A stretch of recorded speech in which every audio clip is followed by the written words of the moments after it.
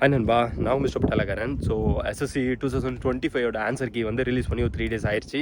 So என்னால் video வந்து கொஞ்சம் கண்டினியூட்டி கொடுக்க முடியல. இப்போது இதுவை பற்றி கேட்டிருக்கீங்க எல்லோரும், என்ன ஒரு லெவல் மார்க் வச்சுருந்தா ஃபிசிக்கல் அட்டன் பண்ணலான்னு சொல்லி. ஸோ ஆக்சுவலி என்னோடய குரூப்பில் வந்து ஒரு 68 மெம்பர்ஸ் கிட்ட வந்து எஸ்எஸ்சி 2025 வந்து அட்டன் பண்ணியிருக்காங்க, ஒரு 3 பொண்ணோட சேர்த்து. மினிமம் எல்லாரோட மார்க்கும் வந்து 65+ தான் இருக்குது.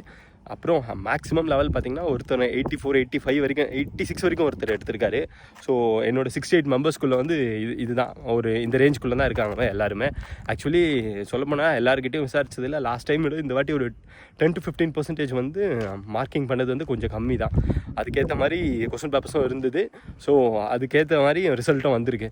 ஸோ இதனால் இப்போ ஃபிசிக்கல் யாரெல்லாம் ப்ராக்டிஸ் பண்ணலான்னு கேட்டவங்க இந்த 60+ இருக்கிறவங்க ஆக்சுவலி நீங்கள் வந்து ஸ்டார்ட் பண்ணுங்கள். பிகாஸ் நார்மலைஸ் ஆயிடுச்சுன்னா லாஸ்ட் டைம் பார்த்தீங்கன்னா 5 மார்க்லேருந்து 16 மார்க் வரைக்கும் நார்மலைஸ் பண்ணியிருக்காங்க. சரிங்களா? எல்லா செக்ஷன், அதாவது உங்களோட கொஸ்டின் பேப்பரோட டிஃபிகல்ட்டி பொறுத்து உங்களுக்கு ஒரு 5லேருந்து 16 மார்க் வரைக்கும் மேக்ஸிமம் உங்களுக்கு வந்து நார்மலைஸ் பண்ணி கொடுப்பாங்க.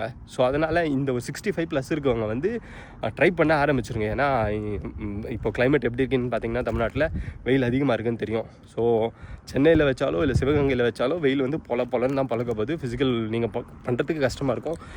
டே டைமில் விட்டுட்டாங்கன்னா ஒன்றும் பிரச்சனையே இல்லை. இப்போது பேட்ச் வைஸ் தானே விடுறாங்க. ஸோ மேக்ஸிமம் நீங்கள் வந்து ஃபிசிக்கலை வந்து கொஞ்சம் வெயிலாக இருக்கும்போதே ப்ராக்டிஸ் பண்ணுங்கள். 6:30 மேலே எழுந்து கிரவுண்ட் போய் ரோட் கண்டிஷனில் ப்ராக்டிஸ் பண்ணுங்கள். அது கிரவுண்ட் கண்டிஷனில் ப்ராக்டிஸ் பண்ணுங்கள். சிங்கிள் ப்ராக்டிஸ் பண்ணுங்கள். அப்புறம் குரூப் ஈவெண்ட் ப்ராக்டிஸ் பண்ணுங்கள். ஸோ நீங்கள் இதெல்லாம் இப்போ இருந்தே நீங்கள் பண்ணால் தான் அடுத்தது எனக்கு மேக்ஸிமம் தெரிஞ்ச ஒரு 45லேருந்து ஒரு 60 டேஸ்க்குள்ளே உங்களை வந்து கூப்பிட்ருவாங்க எக்ஸாம்ஸ்க்கு. அதாவது ஃபிசிக்கல் எக்ஸாமினேஷன். நீங்கள் இப்போ இருந்தே வெயிட் அதிகமாக இருக்கவங்க இருப்பீங்க இதில் நிறைய பேர். அடுத்து அண்டர் வெயிட்டில் இருக்கவங்க இருப்பீங்க, செஸ்ட்டு பிலோவாக இருக்கிறவங்க இருப்பீங்க. ஸோ நீங்கள் இப்போ இருந்து ப்ராக்டிஸ் பண்ணிங்கன்னா தான் உங்களோட கண்டிஷன் என்ன, சரி நம்மளால் கிளியர் பண்ண முடியுமா. ஏன்னா எக்ஸாமினேஷன் வந்து ஈஸி. அதுக்கு அடுத்த பெரிய டிஃபிகல்ட்டியே ஃபிசிக்கலை கிளியர் பண்ணதுக்கப்புறம் மெடிக்கல் இருக்குது. ஸோ மெடிக்கலில் ப்ராப்ளம் இருக்கவங்க என்ன பண்ணுங்கள், நிறைய பேருக்கு பைல்ஸ் ப்ராப்ளம் இருக்கலாம், ஓகேவா. டிஎன்எஸ் ப்ராப்ளம் பற்றி நிறைய பேர் கேட்குறீங்க, கண்ணுக்கு ப்ராப்ளம் பற்றி கேட்குறீங்க. உங்களோட ப்ராப்ளம்ஸ்லாம் என்ன இருக்குதுன்னு ஃபஸ்ட்டு கன்ஃபார்ம் பண்ணிவிட்டு அது ஒன்ஸ் ஒரு வாட்டி டாக்டர்கிட்டையும் கன்சல்ட் பண்ணி அதுக்கு என்ன பண்ணலாம், ஆப்ரேட் பண்ணலாமா இல்லை அதுக்கு க்யூர் பண்ண முடியுமா, அந்த மாதிரி சொல்யூஷன்ஸ் எடுங்க. ஸோ இந்த டைமை வந்து நம்ம யூட்டிலைஸ் பண்ணிக்கணும். ஏன்னா இந்த வாட்டி பார்த்தீங்கன்னா ஆல்ரெடி நிறைய பேர் கேட்டிருக்காங்க வேகன்சி வந்து இன்க்ரீஸ் பண்ண வாய்ப்பு இருக்கான்னு சொல்லி. மோர் ஆஃப் ஆல் பார்த்தீங்கன்னா வேகன்சி வந்து இன்க்ரீஸ் பண்ணுறதுக்கு ஒரு 50% வாய்ப்புகள் அதிகம் தான். ஏன்னா இந்த வாட்டி விஆர்எஸ் போகிறவங்களும் நிறைய பேர் பாராமிலிட்ரியிலேருந்து.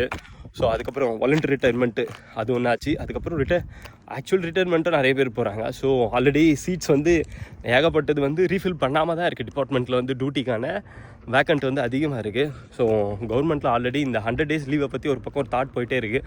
ஸோ அந்த மாதிரி ஏதாவது கொண்டு வந்தாங்கன்னா மேக்ஸிமம் வந்து ரெக்ரூட் பண்ண தான் பார்ப்பாங்க. ஏன்னா ரெக்ரூட்டை வந்து அதிகம் பண்ணிட்டாங்க. இப்போ லாஸ்ட் டைமை விட வேகமாக ரெக்ரூட் பண்ணுறாங்க. ட்ரைனிங் சென்டர்லேயும் அந்த மாதிரி தான் போகுது ப்ராசஸ். ஆல்ரெடி ஹவுல்தார் கோர்சஸ் வந்து நிறைய போச்சு. எஸ்ஐ ப்ரொமோஷன்ஸ் அதிகமாகிடுச்சு.